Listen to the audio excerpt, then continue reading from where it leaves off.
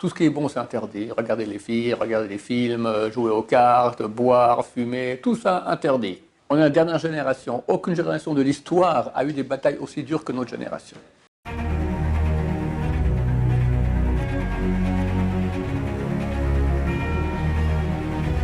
Ce show dédié pour la Refoua Shema et les bons résultats médicaux de Annie Bat Shalbiya Doli, Bezrat Hashem. La question de Rouven.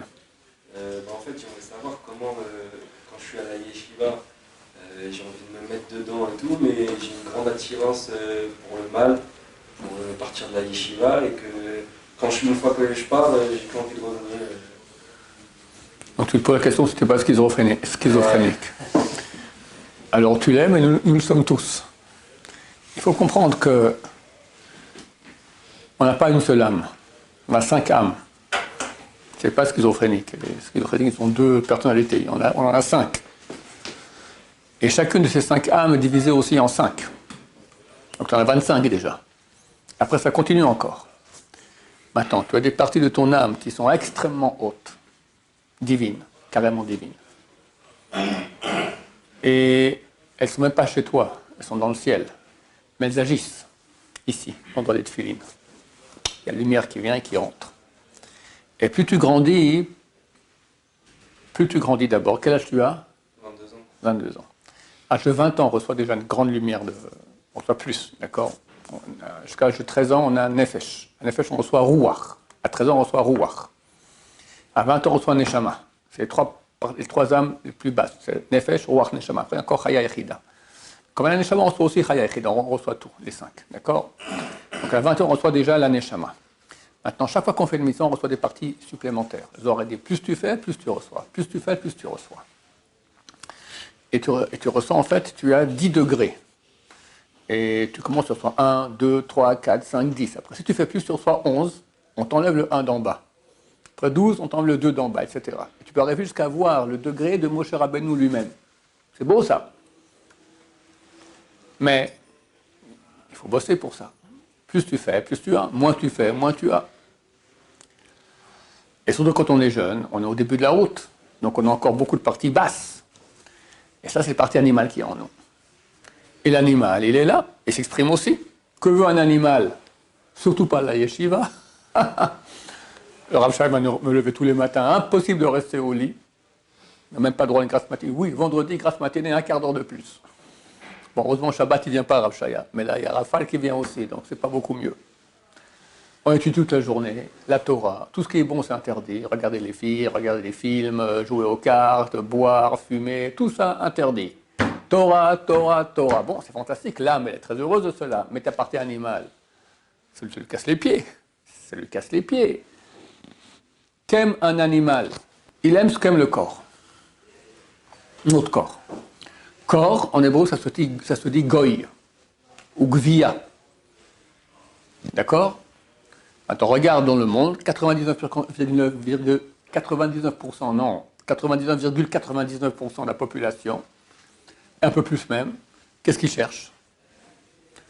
À peu près ce que cherche un chien. Que cherche un chien? Des chiennes. Il y a même des chiens qui cherchent des chiens maintenant, dans le monde, dans les 99%. Le repos, une bonne nourriture, la bagarre avec concurrence, d'accord? Voilà. Ça, c'est l'âme animale. Elle est présente. Elle est très présente. Par exemple, la Torah interdit d'être jaloux. Alors, tant qu'on n'est pas venu te faire guili-guili dans ton domaine, ça va. Je veux dire, je vais donner un exemple. J'essaie de travailler la jalousie, d'accord? Bon, au Hachem, avec le temps, je pense que ça va un peu mieux. Mais ça dépend à quel point on va maintenant venir te faire pression. On va dire, c'est marqué que chacun qui a une profession, il est jaloux du type il a la haine de celui qui a la même profession que lui. Pourquoi? Il est en concurrence. Il y a 2 vendeurs de clous, d'accord? Normalement, chacun regarde l'autre et puis il est jaloux. Moi, je ne suis pas jaloux des vendeurs de clous, je n'ai rien à faire, d'accord? Au contraire, je ne peux pas comprendre pourquoi ils sont en concurrence. On a besoin des clous de l'un et des clous de l'autre. Dans le monde des yeshivot aussi, il y a eu des endroits, certains endroits dans le monde, il y a eu des bagarres en deux yeshivot, ou en deux organismes qui se font tchouva à des gens, des bagarres terribles. Je ne comprends pas, vous travaillez pour le même boss. Maintenant, je vous donne un exemple. Quelqu'un vient, construit un bâtiment en face de notre yeshiva pour balai tchouva francophone. Bon, je ferai un travail sur moi, tout va bien, c'est bien, on travaille pour le même boss, je vais lui dire bravo, beaucoup de... Mais après, je vois que je n'ai pas d'élèves et tous les élèves vont chez lui. Ça va être dur pour moi. Forcément, ça va être dur. Maintenant, si vraiment tu te mets au niveau de ton âme, ce type est réussi, je ne comprends pas, toi tu veux faire une yeshiva pour toi, pour Hachem, il a réussi mieux que toi, bah très bien, prends des vacances, où est le problème? C'est génial, c'est très très bien. C'est vrai, mais j'ai une partie animale. Regarde le nombre de gens qui viennent, le nombre qui partent, encore un, encore oui, voilà, tout ça. Il faut s'en tenir, après on commence à parler, oui, non, mais chez lui, c'est comme les vendeurs de clous, d'accord, oui, lui, ils vendent de la camelote. C'est terrible. Donc on a une partie animale en nous. Maintenant, elle est présente.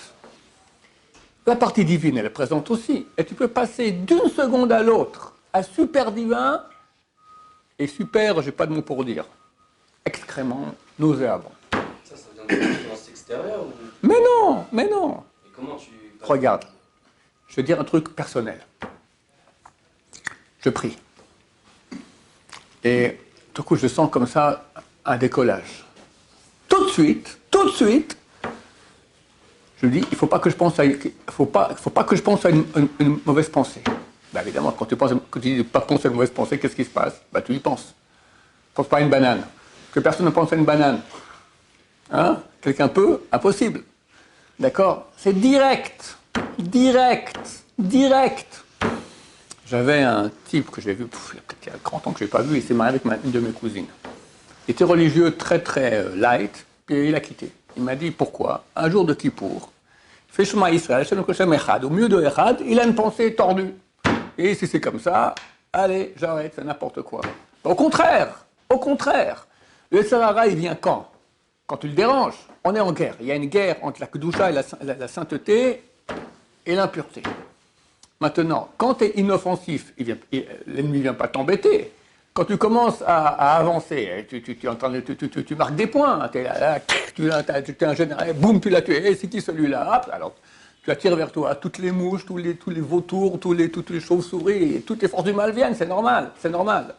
Il y a gata masatata min, tu as peiné, tu peux croire que tu as trouvé. Tu n'as pas peiné, ne crois pas que tu as trouvé. Vous faites Megillah, n'est-ce pas? Voilà, d'autres thèmes Megillah, vous verrez là-bas. Donc, tu ne peux pas arriver à un degré authentique dans la réalité sans bataille avec le mal. Et le mal, sa bataille, c'est nous tenter à faire le mal. Les mauvaises pensées, les tentations, les pulsions, tout, c'est normal. Les hésitations, le safek, le doute. Doute, Gematria Amalek. Valeur numérique, Amalek, c'est l'ennemi numéro 1 du bien, d'accord? Mais il est en nous. Donc il y a une bataille. Mais heureusement qu'il y a cette bataille. C'est grâce à ça qu'on est quelqu'un. Tu veux ça et tout, toi, est facilement pépère. Tu n'auras aucun mérite. Tu deviens homme, tu deviens Dieu. Il aurait pu créer un monde sans mal. Pourquoi il a créé le mal? Il est tellement fort, tellement puissant, tellement partout il y en a. Parce qu'il veut nous donner un mérite qui nous appartienne. S'il nous avait donné toute sa sainteté, tout ce qu'il est, c'est ça qu'on gagne quand on fait la Torah. On gagne Dieu, d'accord? Il a donné ça gratuitement. On n'a rien fait pour. On n'est pas N apostrophe EST. Tu n'es, tu n'as pas d'être, tu n'as rien. Dieu qui veut me donner lui-même, qui est l'être suprême, veut donner d'abord le fait d'être.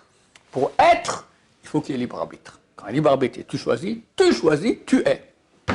Maintenant, plus le choix sera difficile, plus tu vas être plus fort, tu seras plus grand. Dieu ne nous dit pas que tu vas être petit, un petit Rouven, un grand Rouven, divin. Alors, il t'envoie toute l'armada des pensées, des hésitations, des scuds. Des scuds, surtout dans les petits appareils comme ça, il y a des scuds terribles. Terribles. On est la dernière génération. Aucune génération de l'histoire a eu des batailles aussi dures que notre génération.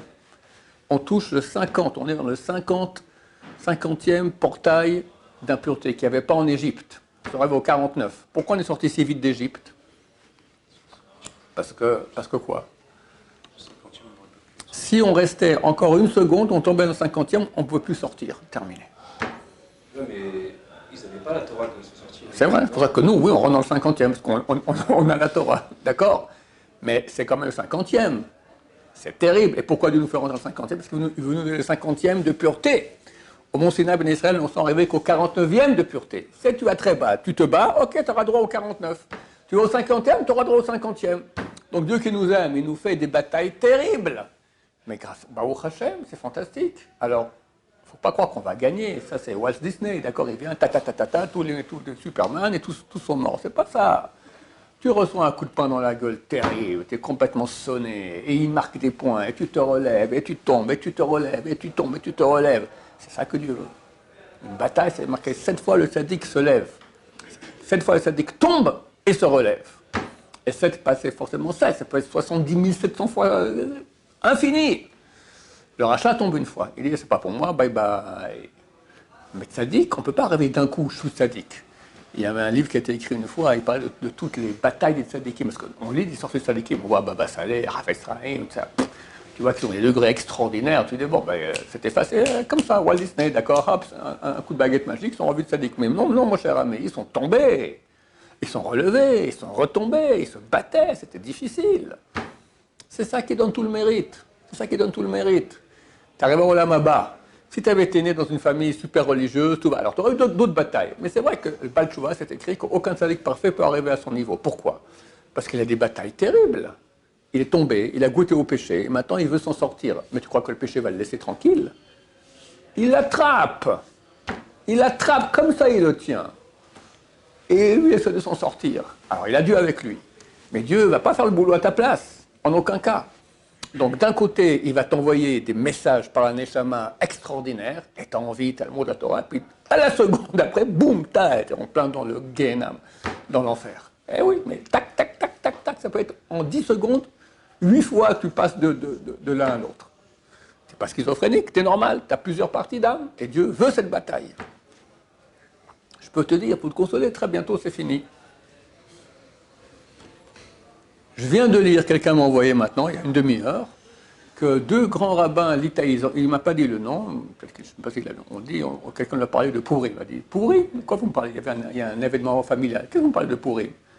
Parce qu'à Pourri, moi, je vois là-bas les pieds du Mashiach, et des événements grandioses. On ne sait pas ce qui va se passer, mais tout le monde parle d'événements grandioses très prochains.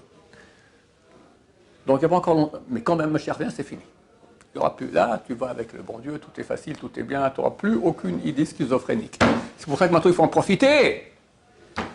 Parce que c'est malheureux quelque part quand tu n'as plus de bataille. C'est comme la mort. La mort, qu'est-ce qui se passe? On meurt. On n'a plus de Yetzerara, on voit Dieu, on va aussi un peu en enfer pour réparer, mais après on est au paradis pour l'éternité, tout va très bien. Mais je vais aussi faire un peu plus là maintenant. Impossible. Une mitzvah, impossible. J'en supplie, une mitzvah, impossible. Quand tu es sur terre, tu fais. Tu n'es plus sur terre, tu ne fais plus rien. Je vais raconter ce que dit le Gaon de Vilna. Le Gaon de Vilna, il dit que lorsque quelqu'un est décédé, on prend son corps dans une civière, on l'amène pour l'enterrer. Il dit, à ce moment-là, l'âme du mort, elle est là, elle est présente. Elle est extrêmement jalouse des gens qui sont autour d'elle. Parce qu'elle se rend compte qu'elle ne pourra plus jamais rien faire. Et les gens autour peuvent faire. Rav Shtelman, une fois, il est venu à Jérusalem, la grande génération. Et on l'a pris en voiture, et on sort en voiture, il repart sur Bnei Brak. Il est resté 10 minutes, silencieux comme une tombe. Qu'est-ce qui se passe? Il dit, mais vous ne voyez pas? Quand on sort de Jérusalem, sur quelques centaines de mètres, même un peu plus, tu as le cimetière. Tu vois des tombes, et des tombes, et des tombes, et des tombes, et des tombes. Il a vu ça. T'as de choc. Bientôt, on est là-bas. Bientôt, on est là-bas. Il faut profiter chaque seconde. La vie, ça ne reviendra plus. Chaque seconde ne reviendra plus. Il faut en profiter pour se battre et faire encore des mitzvot, encore des mitzvot. Et là, il vient. Okay. Bah, au moins, tu sais, si tu crois que c'est toi, alors tu as une erreur. C'est vrai que ça déstabilise. Mais si tu comprends que ce n'est pas toi, c'est l'animal que tu as reçu. Ce n'est pas toi. Dieu t'a donné un animal, t'a donné un corps animal. Mais ce n'est pas toi. Toi, tu veux le bien. Tu ne veux pas être un chien dans ta vie, n'est-ce pas? Tu as des envies canines. C'est normal, parce que tu ressens ton corps. Tu n'es pas un chien. Tu as des envies. Alors, quand tu sais que l'envie provient du chien, tu dis, ok, allez, encore un petit coup un abois de mon chien. Allez, assis. Tu lui dis, couchez, couchez. Pas le matin. Au matin, tu le dis lever. D'accord? Voilà. Et comme ça, c'est pas, tu sauras qu'il y a deux parties en toi. C'est vrai que ça... Très souvent, on compare nous et les Serrara comme un cavalier et un cheval. Et les deux s'expriment. Le problème, c'est qu'il y a une seule baffle et deux micros. Il y a le cheval qui prend le micro et il y a le cavalier qui prend le micro. Au début de la vie, le cavalier il est endormi, c'est le cheval qui fait tout. Puis après, s'il a la chance, il se réveille un peu et il commence à maîtriser un peu le cheval, qui ne se laisse pas faire du tout, c'est un vrai rodéo. Maintenant, dans la baffle, qui on entend? La majorité du temps, on entend le cheval. Le cheval, il dit « je suis fatigué, j'ai pas envie, j'ai envie de l'autre côté du mal, ça me casse les pieds, ça me saoule, j'ai plus la force. » Tout ça, c'est le cheval qui parle. Mais le problème, c'est qu'on dit « je ». Il utilise la même baffle que le vrai moi, qui dit « j'aime la Torah, j'aime l'effort, j'aime avancer, j'aime Dieu ». Alors, on ne comprend plus rien ce qui se passe. Alors, tu étais là, mais il y a deux personnes, il y a un cheval et un cavalier. Il faut savoir que nous, on est le cavalier, et le cheval, il est là pour nous faire avancer. On n'est pas des chevaux. On a des chevaux. Et grâce au cheval, on peut avancer. Un beau jour, on va monter au haut de la montagne. On arrive là-haut, le cheval, il a bien travaillé, on le met dans la tombe, et nous, on monte là-haut, Bezrat Hashem, auprès de Dieu. Mais tu peux pas décider maintenant, moi, mon cheval, il ne me dit plus rien. Je veux dire, je ne sens pas les messages qu'il m'envoie. Non, il est là, ça fait partie de toi-même. Et Dieu veut cette bataille. Ça, c'est sans parler du Sitra Achra. Encore une chose beaucoup plus grande, tu as le côté négatif du mal, qui est très très contre le fait qu'il y ait des Baal Tchouva aujourd'hui. Très très contre, parce que ça, c'est ce qu'il y a le Mashiach. C'est ce qu'il y a le Mashiach. C'est marqué dans la Gemara de Sanhedrin que le Mashiach peut venir que par la Tchouva. Il y a 33%, il y a une étude, vous avez sûrement vu sur Internet, 33% des Israéliens qui ont fait tchouva depuis le 7 octobre. C'est phénoménal, on y est, on arrive. Le côté du mal, il baisse ses pantalons, d'accord, il n'en peut plus. Maintenant, il ne va pas se laisser faire, il se bat, il se bat. Donc non seulement tu as une bataille avec ton cheval, mais tu as une bataille avec l'ange du mal. Et lui, il fait quoi, par exemple? L'ange du mal? Tout. C'est très connu. Les gens connaissent la yeshiva ici, quand ils ont deux types d'épreuves, et des fois les deux à la fois. Soit la plus belle fille du monde, la plus belle fille qu'il n'aurait jamais cru, proposition, mais elle n'est pas trop religieuse ou tout ça, ou elle veut faire des péchés avec toi. Et la proposition, une fois, il y a un type, il voulait devenir yeshiva, c'est ça. Tout à coup, il a reçu un job là-bas à TF1, le truc de rêve. Il n'est pas venu. Et je crois qu'il était là-bas 2-3 mois, puis après ils l'ont foutu dehors. J'ai un de mes enfants, il n'est plus là, il a quitté la yeshiva en septembre. Et pendant 12 ans, il était ici. Ce type-là, il était dans le cinéma. Et il commençait à réussir beaucoup, et il avait un film très très bon à présenter au festival de Cannes. Et il pouvait gagner là-bas. Et à ce moment, il a commencé à faire tchouva. C'est yeshiva ou festival. Yeshiva, il a opté festival. Et il a opté yeshiva. Il a tout gagné. Il a perdu festival, mais il a tout gagné. Il y a des épreuves, il y a des épreuves. Ça provient du Sitra. Le grand, c'est pas le chien, le petit chien, c'est les envies canines. Mais tu as l'ange du mal qui vient et qui dérange. Là, si jamais, imaginons, je rentre en France, c'est possible, et je me dis, je retourne à Yeshiva, c'est possible qu'il me fasse un truc là-bas. Complètement. Et c'est une expérience, il va le faire. Et tu as peu de chance de t'en sortir. C'est pas le premier, regarde, tu es une proie. Un Baal Tchouva, il a une valeur énorme. Maintenant, quand il a fait le tchouva total, il est dans le coup à 100 000%, c'est fini, c'est mort, il ne peut plus rien faire. Mais là, tu es comme ça, tu es la proie de choix que cherche le Yetzer Hara, la meilleure. En plus des Rav Shaya, alors là, c'est les meilleurs seuls. Voilà, que de nous sommes. Mais on a Dieu avec nous, c'est vrai. Il faut beaucoup prier, faire attention et prendre des bonnes décisions. Baruch Adonai, l'olam, amen, amen.